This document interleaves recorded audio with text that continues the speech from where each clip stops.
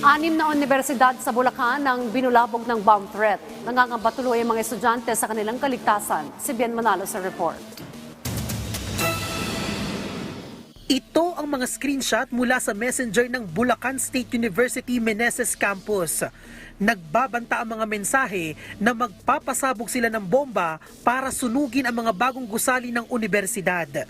Nakalagay pa sa chat na unang hakbang lang ito para sirain nila ang probinsya. Naalarma rin ang pamunuan ng Bulacan Polytechnic College nang makatanggap sila ng mensahe na may nakatanim na bomba sa paligid ng eskwelahan. Dahil dito, agad na kinansela ang klase. Bilang tugon, ininspeksyon ng Bulacan Explosive Ordnance Disposal and Canine Unit ang 5 BPC campus, partikular sa Malolos, Bukawe, San Jose del Monte, San Rafael at San Miguel campus. Mag-conduct ng EOD paneling at K9 sniffing.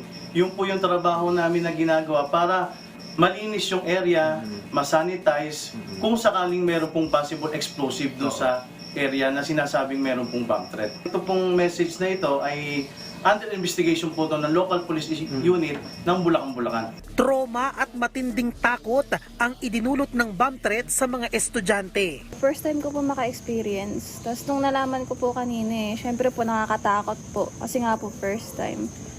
Tsaka hindi ko po masasabi kung baka mamaya nasa school lang naman po kami.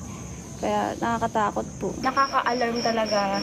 At syempre, hindi mo maiiwasan bilang student na first time na makaranas nun. Ay matatakot talaga po Nakakatakot dun sa safety namin. Nakakatakot sa kung makakauwi pa ba kami. Ganon.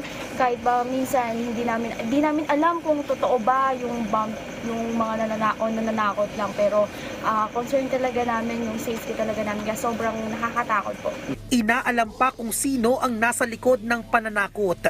Bien Manalo para sa Morning Show ng Bayan, Rise and Shine, Pilipinas.